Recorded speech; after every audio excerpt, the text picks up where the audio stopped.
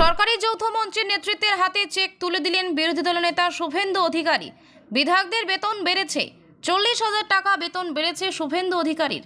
সেই বাড়তি টাকা সংগ্রামী যৌথ মঞ্চের আইনি লড়াইয়ের জন্য তুলে দিলেন তিনি। আপনি যেটা বলেছিলেন সেটাই বিরোধী দলনেতা হিসেবে বিধায়কদেরও বেড়েছে, মন্ত্রীদেরও বেড়েছে। বিরোধী দলনেতা হিসেবে আমি যে বাড়তি বেতনটা পশ্চিমবঙ্গ সরকার আমাকে দিচ্ছেন 40,000 টাকা করে, এটা অনেক আগেই বিধানসভায় পাশ হয়েছে এবং আপনার রাজ্যপালের সাইন টাইন ইত্যাদি, এটা এখন কার্যকর হয়ে গেছে এবং আমার তো না নেওয়ার উপায় নেই, কারণ অ্যাকাউন্টে পাঠায়।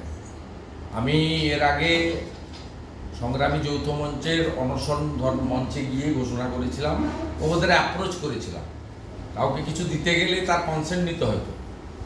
আমি অ্যাপ্রোচ করেছিলাম যে সরকারি কর্মচারী, শিক্ষকদের, পেনশনার্সদের যে ডিএ আন্দোলন, এই আন্দোলন এখন সুপ্রিম কোর্টে আইনি লড়াই চলছে। সেই আইনি লড়াইতে তাদেরকে এই বাড়তি টাকা, আমার সামান্য সমুদ্রের বিন্দু, সুপ্রিম কোর্টে মাসে 40,000 টাকা কিছুই নয়, তা সেটা আমি বাড়তি বেতনটা আমার অ্যাকাউন্টে ঢুকেছে। আমি সেই চেক আজকে সংগ্রামী যৌথ মঞ্চের নেতৃত্ব এবং তাদের সঙ্গে থাকা কর্মচারী পরিষদ, কারণ আমি যখন তাদের প্রস্তাব দিয়েছিলাম, সংগ্রামী যৌথ মঞ্চ যেহেতু এই কেসের সরাসরি পার্টি নয়, তাদের সঙ্গে যে কটা সংগঠন যুক্ত আছে তাদের মধ্যে অন্যতম কর্মচারী পরিষদ এই কেসের পার্টি। সংগ্রামী যৌথ মঞ্চের নেতারা সেদিনও আমাকে বলেছিল যে আমরা টাকাটা আপনার এইটা গ্রহণ করব, মহৎ উদ্যোগ, আমরা এটা কর্মচারী পরিষদকে দিয়ে দেব, তারা লয়ারদেরকে পেমেন্ট করবেন বা ল ক্লার্কদের পেমেন্ট করবেন, সুপ্রিম কোর্টে যাতায়াত খরচ করবেন বা এই খাতে ব্যয়। আমি আমার কথা রাখা শুরু করলাম।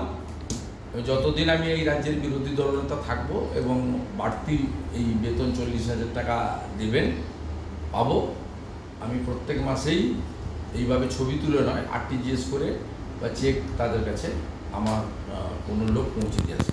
সূচনাকালে এটাকে আমি আপনাদের সামনে রেখে দিলাম এই কারণে, ন্যায্য অধিকার লড়াইতে কেন্দ্রীয় হারে মহার্ঘ ভাতা এবং শুধু সরকার তাদেরকেও দেওয়া হোক, এই লড়াইতে এই রাজ্যের বিরোধী দলনেতা আছেন।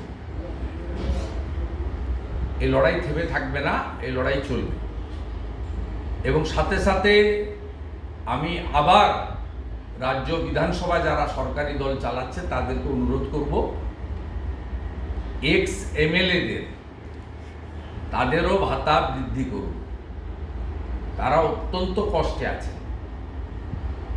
তারা বয়স্ক মানুষ এবং তৃণমূল কংগ্রেস রাজনৈতিক দৃষ্টিভঙ্গি নিয়ে দেখেছে এক্স এমএলএদের মধ্যে বেশিরভাগ হচ্ছে বামফ্রন্টের, কিন্তু বামফ্রন্ট ডানফ্রন্ট না দেখে এক্স এমএলএদের জন্য তাদের ভাবা উচিত এবং ভাবার সাথে সাথে সরকারি কর্মচারীদেরও কেন্দ্রীয় হারে মহার্ঘ ভাতা দিয়ে দেওয়া উচিত। কারণ মুখ্যমন্ত্রী তো এখন অনেক ভোটও পেয়ে গেছেন, 2,71,00,000 ভোট পেয়েছেন, 29টা আসন পেয়েছেন, ওনার আর কোনো সমস্যা থাকা উচিত নয়। এবারে দুহাত ভরে তার দিয়ে দেওয়া উচিত, এটাও আমি আশা করি।